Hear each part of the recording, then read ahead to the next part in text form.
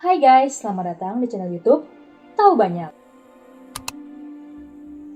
Pada tanggal 26 November tahun 1922, makam Firaun yang bernama Raja Tutankhamun ditemukan, dan pada tanggal 16 Februari tahun 1923, makamnya berhasil dibuka.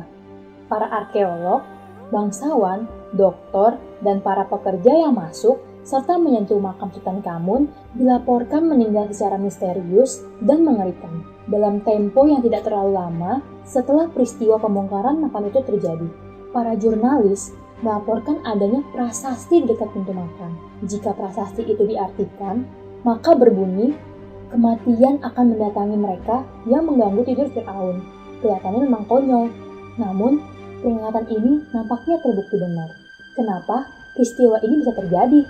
Apakah benar ini ada kaitannya dengan kutukan Raja Firaun? Kita akan mengulas misteri kutukan makam sang Firaun Tutankhamun bersama saya, Yunita. Sebelum kita membahas lebih jauh tentang kutukan makam Firaun, Raja Tutankhamun, serta kematian beruntun yang menyelimutinnya, lalu siapa sebenarnya Firaun Tutankhamun ini? Singkat cerita, Tutankhamun adalah Raja Mesir kuno yang bertahta dari tahun 1347 sebelum Masehi sampai 1339 sebelum Masehi. Ia masih anak-anak saat diangkat menjadi raja. Raja Tutankhamun meninggal dunia tidak diketahui dengan pasti penyebabnya. Di usianya yang sangat muda, yaitu 19 tahun. Ada teori mengatakan Raja Tutankhamun kemungkinan dibunuh. Setelah kematiannya, nama raja muda itu hilang dalam sejarah Mesir kuno, hingga akhirnya pada tahun 1922 makamnya ditemukan oleh seorang arkeolog bernama Howard Carter bersama timnya.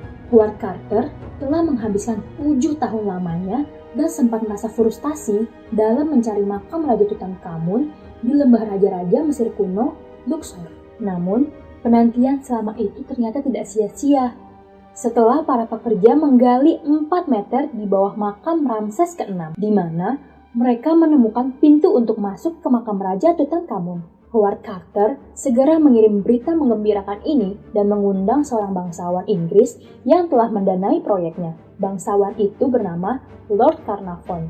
Secara seremonial, makam itu dibuka langsung oleh Lord Carnarvon pada tanggal 17 Februari 1923. Mumi Raja Tutankhamun terbaring di dalam 3 peti mati. 2 peti mati berada paling luar terbuat dari emas yang dipasangkan pada rangka kayu. Sementara peti mati yang paling dalam semuanya terbuat dari 300 pon emas murni. Setelah kedua peti itu diangkat, mumi Raja Tutankhamun akhirnya ditemukan. Mumi Raja Tutankhamun dililit oleh 13 lapis kain dan ditutup oleh topeng yang disebut topeng kematian untuk seorang raja anak laki-laki. Setelah Carter melepasnya, dia menemukan seuntai kalung tersembunyi di dalamnya untuk mengusir iblis. Kalung ini menempel erat pada tubuh mumi. Carter melakukan tindakan gegabah, yaitu dengan memotong bagian mumi untuk mengambil kalung tersebut. Setelah peristiwa pembongkaran makam ini menjadi awal dari misteri puluhan orang meninggal yang dipercayai disebabkan oleh kutukan. Dalam waktu 14 hari dari pembongkaran makam, 2 orang yang terlibat meninggal secara mendadak.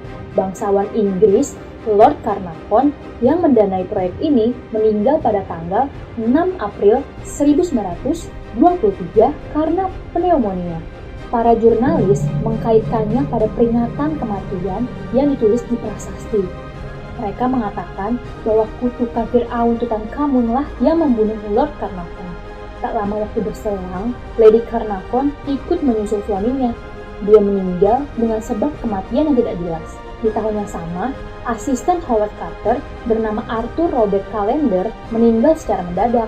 Kematian misterius juga dialami oleh seorang pengusaha kaya asal Amerika yang berkunjung ke makam Tutankhamun. Orang itu bernama George J. Gould. George harus membayar mahal turnya ini dengan nyawanya. Malam hari setelah mengunjungi makam, ia terkena demam dan esoknya ia meninggal. Misteri kutukan makam sang Firaun Tutankhamun terus berlanjut. Ketika Arthur Crittenden Mess dari Metropolitan Museum of Art New York, dan George Aaron Benedict dari Museum Louvre, Paris, ikut-ikutan meninggal dunia secara misterius setelah memamerkan harta karun tersebut di museum mereka.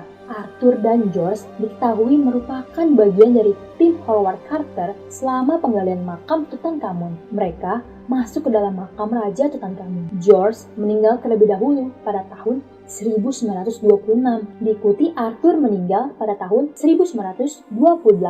Howard Carter memiliki sekretaris pribadi yang juga ikut ekspedisi ke dalam makam. Orang itu bernama Richard Battle. Richard meninggal pada tahun 1929. Dia meninggal di tempat tidur di sebuah klub malam Mayfair. Korban diduga meninggal karena dibekap, tetapi hingga saat ini pelaku pembekapan tidak pernah tertangkap. 3 bulan kemudian, ayahnya Richard Battle yang bernama Westbury melompat dari lantai 7 dan tewas. Ia meninggalkan pesan menyalahkan kutukan Tutankhamun atas kematian anaknya.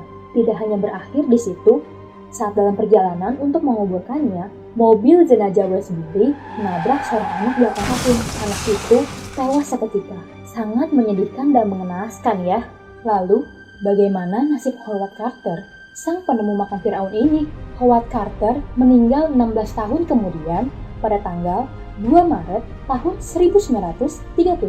Sampai tahun 1950-an, 25 orang telah meninggal. Kematian orang-orang yang berhubungan langsung dengan makam Tutankhamun dikaitkan dengan kutukan. Selama 3 dekade, kutukan ini tidak menyerang lagi hingga pada tahun 1995 kali ini menimpa wisatawan bernama Cheryl Manson yang berani mengunjungi situs makam tersebut. Banyak ilmuwan mulai menelaah kutukan Firaun dari sudut pandang ilmiah karena banyak kejanggalan dari kematian beruntun orang-orang yang berkaitan dengan pembongkaran makam Firaun. Sebagai contoh, Howard Carter meninggal pada usia yang wajar, yaitu 66 tahun.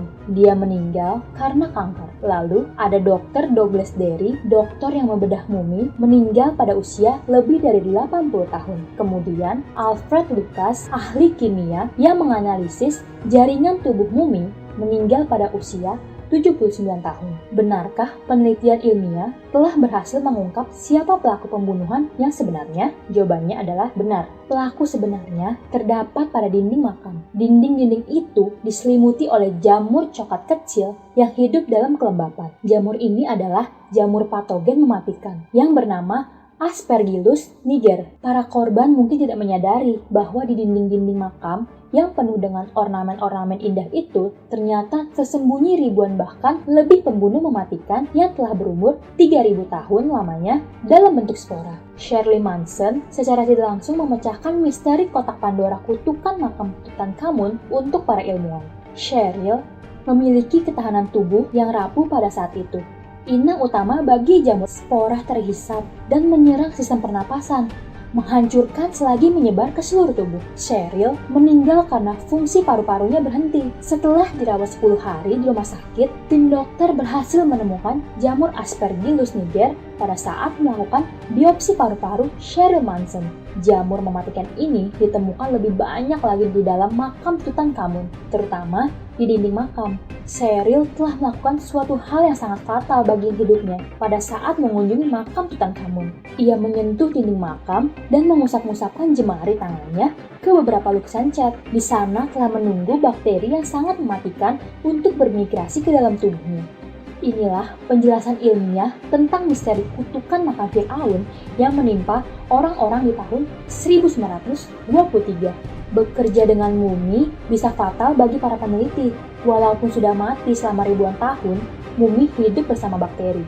Beberapa tak berbahaya, namun beberapa lagi sangat mematikan. Apa yang dilakukan Howard Carter dan orang-orang di sekelilingnya merupakan tindakan gegabah terhadap mumi. Parahnya, pada saat otopsi itu berlangsung, Carter dan rekan-rekannya tidak memakai pelindung apapun. Mereka hanya memakai pakaian biasa.